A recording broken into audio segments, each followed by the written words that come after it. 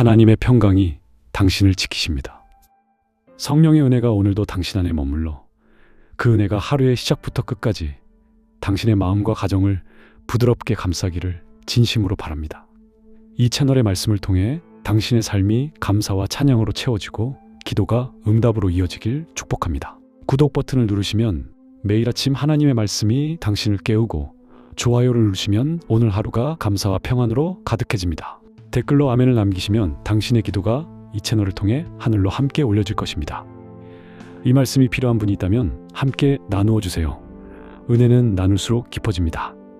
사랑하는 성도님들, 오늘 하루도 수고 많으셨습니다. 아침에 눈을 뜨자마자 오늘 뭘 해야 하지? 하고 머릿속이 분주해지셨을 겁니다.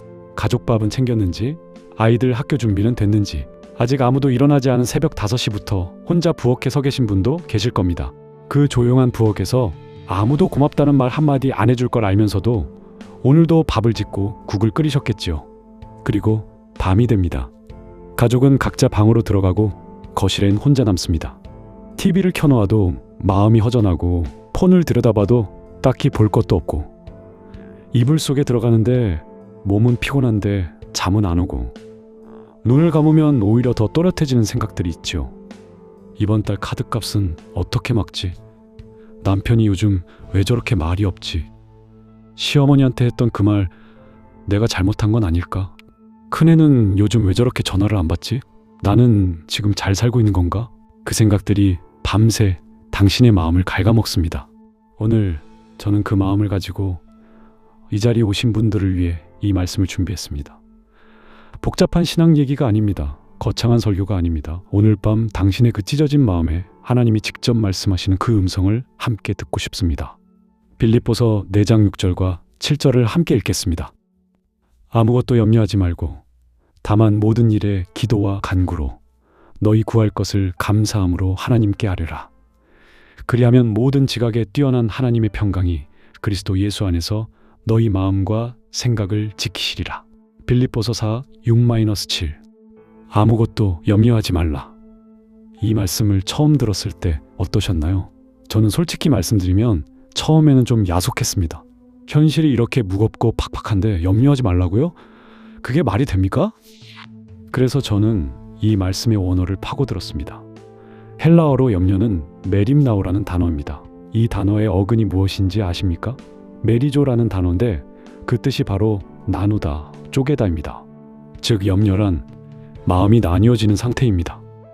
하나님을 믿는다고 하면서도 마음의 절반은 걱정에 빼앗겨 있는 상태, 예배드리면서도 머릿속엔 카드값 걱정이 맴도는 상태, 기도하면서도 진짜로 이게 응답될까 반신반의하는 상태, 그것이 바로 염려입니다.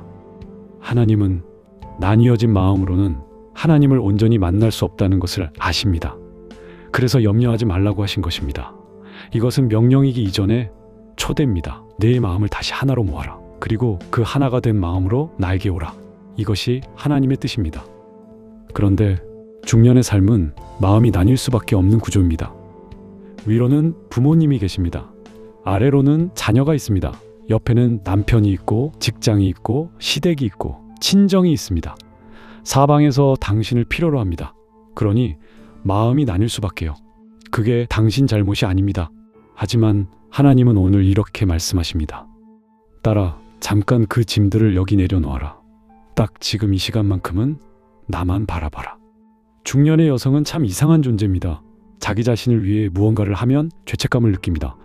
혼자 커피숍에 앉아 있으면 내가 지금 이러고 있어도 되나 싶습니다.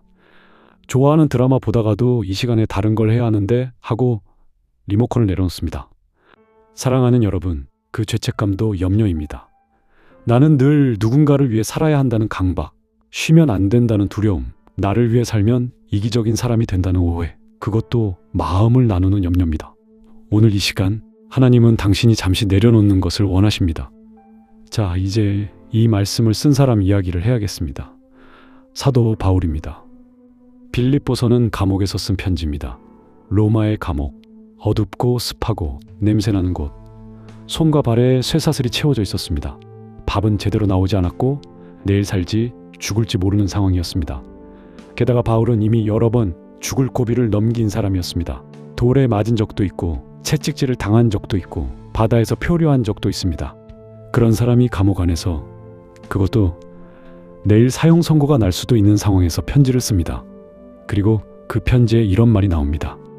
주 안에서 항상 기뻐하라. 내가 다시 말하노니 기뻐하라. 빌립보서 4:4.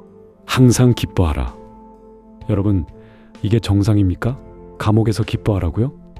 사형 선고 앞에서 기뻐하라고요? 바울은 감각이 없는 사람이 아니었습니다. 감정을 억누른 사람이 아니었습니다.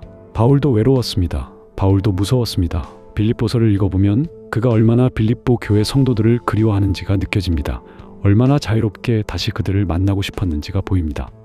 그러나 그는 기뻐하라고 씁니다. 어떻게? 바울은 상황 안에서 기쁨을 찾은 것이 아닙니다. 상황 너머에 있는 분을 바라보았기 때문에 기뻐할 수 있었습니다. 감옥 벽 너머, 쇠창살 너머, 사형 선고 너머, 그 모든 것 너머에 계신 하나님을 바라보았습니다. 그리고 그 하나님이 나를 놓지 않으신다는 것을 알았습니다. 내가 감옥에 있든 자유롭게 있든 이 땅에 살든 천국에 가든 하나님은 나와 함께 하신다는 것을, 그 확신이 그를 기쁘게 했습니다. 사랑하는 여러분, 저는 오늘 여러분께 감옥 같은 삶을 살고 계신 분들이 이 자리에 계실 거라 생각합니다. 몸은 자유롭지만 마음에 감옥이 있는 분들, 남편의 말 한마디에 종일 마음이 갇혀 계신 분, 자녀의 연락 한 통 없는 것에 마음이 꽁꽁 묶여 있는 분, 경제적인 압박에 마음이 조여오는 분, 건강 문제로 두려움의 감옥에 갇혀 계신 분. 바울의 감옥은 로마가 만든 것이었습니다. 여러분의 감옥은 삶이 만든 것입니다. 그러나 하나님은 그 두 감옥 모두에 들어오실 수 있습니다. 아니, 이미 들어와 계십니다. 오늘 이 말씀이 여러분의 감옥 문을 열 것입니다. 저는 여러분의 삶을 조금은 압니다. 20대에는 꿈이 있었을 겁니다. 어떤 분은 그 꿈을 결혼과 함께 내려놓았습니다. 어떤 분은 출산과 함께 경력이 끊겼습니다. 어떤 분은 시댁과의 관계에서 자신이 조금씩 달아지는 것을 느꼈습니다. 하고 싶은 말이 있어도 참아야 했고 가고 싶은 곳이 있어도 못 갔습니다. 그렇게 10년, 20년이 지나면서 어느 순간 나는 지금 무엇을 위해 살고 있나 하는 질문이 올라옵니다. 그리고 더 무서운 건 그 질문에 대한 답을 모르겠다는 것입니다. 아이들은 크면서 점점 엄마를 필요로 하지 않습니다. 그게 성장이고 기쁜 일인데, 그런데 이상하게 마음이 허전합니다. 내가 필요 없어지는 것 같아서. 남편은 예전만큼 나를 챙겨주지 않습니다. 처음엔 그 섭섭함을 표현했는데 돌아오는 건 무관심이나 피곤하다는 말뿐입니다. 그래서 이제는 그냥 혼자 삭힙니다. 삭히다 보면 어느 날 뭔가가 확 터지기도 합니다. 아무것도 아닌 일에 눈물이 쏟아지거나 갑자기 화가 나거나 아무것도 하기 싫어지거나, 여러분, 그거 탈진입니다. 영적 탈진이고 감정적 탈진입니다. 하나님이 만드신 당신이 오랫동안 소진된 것입니다. 성경에 엘리야라는 선지자가 있습니다. 그는 갈멜산에서 바알 선지자 850명과 혼자 싸워 이겼습니다. 기적을 행한 사람입니다. 그런데 그 직후에 무너집니다. 로뎀나무 아래 쓰러져서 이렇게 말합니다. 여호와여, 넉넉하오니 지금 내 생명을 거두시옵소서. 나는 내 조상들보다 낫지 못하니이다. 열왕기상 19:4. 하나님, 이제 지쳤습니다. 더는 못하겠습니다. 그냥 데려가 주세요. 여러분, 이런 마음이 드신 적 있습니까? 다 포기하고 싶다는 마음, 다 내려놓고 어디론가 사라지고 싶다는 생각, 혹은 그냥 아무도 나를 찾지 않는 곳에서 혼자 조용히 있고 싶다는 그 마음. 그게 이기적인 마음이 아닙니다. 그게 믿음이 약해서가 아닙니다. 그것은 너무 오래 너무 많이 주다 보니 비어버린 그릇의 이야기입니다. 그때 하나님이 엘리야에게 어떻게 하셨는지 아십니까? 책망하지 않으셨습니다. 야단치지 않으셨습니다. 천사를 보내셔서 머리맡에 숯불에 구운 떡과 물을 가져다 두셨습니다. 그리고 말씀하셨습니다. 일어나서 먹으라. 네가 갈 길이 아직 멀다. 열왕기상 19:7. 여러분, 하나님은 여러분이 지쳐있는 것을 아십니다. 그리고 그것을 탓하지 않으십니다. 대신 이렇게 말씀하십니다. 일어나서 먹어라. 내가 네 곁에 있다. 오늘 이 말씀이 여러분의 로뎀나무 아래까지 찾아온 하나님의 음성입니다. 다시 빌립보서 4장 6절로 돌아가겠습니다. 아무것도 염려하지 말고 다만 모든 일에 기도와 간구로 너희 구할 것을 감사함으로 하나님께 아뢰라. 3가지 단어를 주목하십시오. 기도, 간구, 감사. 기도와 간구는 비슷해 보이지만 다릅니다. 기도는 하나님과의 관계적인 대화입니다. 간구는 구체적인 필요를 구하는 것입니다. 하나님은 우리가 구체적으로 말하기를 원하십니다. 하나님, 도와주세요가 아니라 하나님, 이번 달 카드값이 얼마입니다. 이것을 어떻게 감당해야 할지 모르겠습니다. 지혜를 주세요 라고. 그런데 여기에 아주 중요한 단어가 있습니다. 감사함으로. 구할 것을 감사함으로 아뢰라. 아직 응답받지 않았는데 감사하라고요? 이게 어떻게 가능합니까? 이것은 믿음의 언어입니다. 하나님, 당신이 이미 이 문제를 알고 계십니다. 당신이 나를 사랑하십니다. 당신이 내 삶에 개입하실 것입니다. 그것을 믿기 때문에 지금 이 자리에서 먼저 감사합니다. 이것이 믿음의 기도입니다. 결과를 보고 감사하는 것이 아니라 하나님의 성품을 신뢰하기 때문에 과정 중에 드리는 감사. 여러분, 한 가지 실험을 해보시겠습니까? 오늘 밤 잠들기 전에 딱 3가지만 하나님께 감사해 보십시오. 거창한 것이 아니어도 됩니다. 오늘 밥 먹을 수 있었던 것, 오늘 내 2발로 걸을 수 있었던 것, 오늘도 숨을 쉬고 있다는 것, 이 3가지만으로도 감사는 시작됩니다. 감사는 훈련입니다. 처음에는 억지스러울 수 있습니다. 말이 잘 안 나올 수 있습니다. 그래도 괜찮습니다. 억지로라도 시작하십시오. 하나님은 그 억지 감사도 받으십니다. 그리고 그것을 진짜 기쁨으로 바꿔주십니다.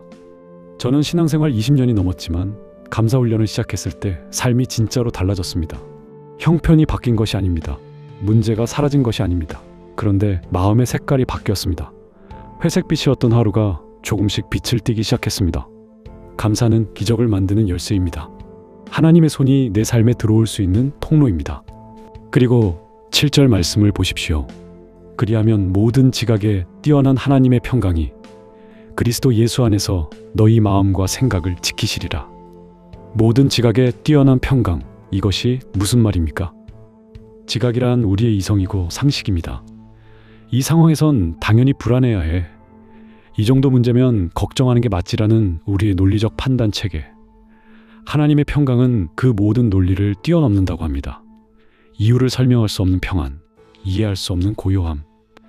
상황은 여전히 어렵지만 내 마음 깊은 곳에 흔들리지 않는 닻이 박혀있는 것 같은 그 느낌. 그 평강이 지킨다고 합니다. 파수꾼이 성을 지키듯 하나님의 평강이 당신의 마음과 생각을 지킨다고 합니다. 두려움이 들어오지 못하도록, 절망이 침입하지 못하도록, 염려가 당신의 마음을 집어삼키지 못하도록. 여러분, 그 파수꾼을 당신의 마음에 세우시겠습니까? 뇌과학자들이 연구한 결과가 있습니다. 새로운 습관이 자리를 잡는 데 걸리는 시간, 최소 21일입니다. 그런데 신앙에도 이것이 적용됩니다. 말씀을 21일 동안 매일 묵상하면 그 말씀이 우리의 무의식 속에 뿌리를 내리기 시작합니다. 처음엔 그냥 활자처럼 느껴지던 말씀이 살아있는 씨앗이 됩니다. 저는 여러분에게 21일의 도전을 드리고 싶습니다. 첫 번째 주 1일에서 7일. 변화가 없어 보이는 시간입니다. 아무 느낌이 없을 수 있습니다. 기도해도 천장에 막혀 있는 것 같고 말씀을 읽어도 머릿속에 들어오지 않는 것 같습니다. 포기하고 싶어집니다. 그래도 계속하십시오. 지금 씨앗이 땅 밑에서 뿌리를 내리고 있습니다. 우리 눈에 보이지 않지만 하나님의 손이 그 씨앗을 돌보고 계십니다. 농부는 씨를 뿌린 다음 날 수확을 기대하지 않습니다. 그냥 물을 주고 기다립니다. 두 번째 주 8일에서 14일. 아침에 눈을 떴을 때 마음이 조금 다를 것입니다. 어제와 똑같이 어려운 상황인데 마음이 조금 가볍습니다. 설명하기 어렵습니다. 그냥 묘하게 누군가와 다투고 난 후에도 예전처럼 오래 끌고 가지 않게 됩니다. 말씀 한 구절이 문득 떠오르면서 마음이 진정됩니다. 이것이 하나님의 평강이 조금씩 스며드는 것입니다. 세 번째 주 15일에서 21일. 기적이 일어납니다. 단, 기적이란 문제가 사라지는 게 아닙니다. 당신이 달라지는 것이 기적입니다. 같은 문제 앞에서 예전과 다른 반응을 하는 자신을 발견합니다. 두려움 대신 담대함이, 불평 대신 감사가, 포기 대신 소망이 올라옵니다. 주변 사람들이 먼저 알아봅니다. 요즘 뭔가 달라 보이시는데요? 그리고 어떤 분들은 이 21일 안에 놀라운 일을 경험하십니다. 막혀있던 문이 열립니다. 오랫동안 냉랭했던 관계가 회복됩니다. 생각지도 못한 곳에서 재정의 흐름이 바뀝니다. 오래 앓던 몸의 증상이 나아집니다. 이것이 우연입니까? 아닙니다. 이것이 말씀의 능력입니다. 하나님이 직접 일하신 것입니다. 사랑하는 여러분, 21일, 딱 21일만 해보십시오. 매일 아침 눈을 뜨면 오늘의 말씀을 읽으십시오. 매일 밤 잠들기 전에 오늘 감사한 3가지를 하나님께 고백하십시오. 그리고 빌립보서 4장 6절과 7절을 소리내어 읽으십시오. 딱 이것만 하십시오. 21일 후에 당신의 삶이 달라져 있을 것입니다. 제가 약속드립니다. 아니, 하나님이 약속하셨습니다. 이제 눈을 감겠습니다. 주변의 모든 소리를 잠시 내려놓겠습니다. 지금 이 시간 하나님 앞에 혼자입니다.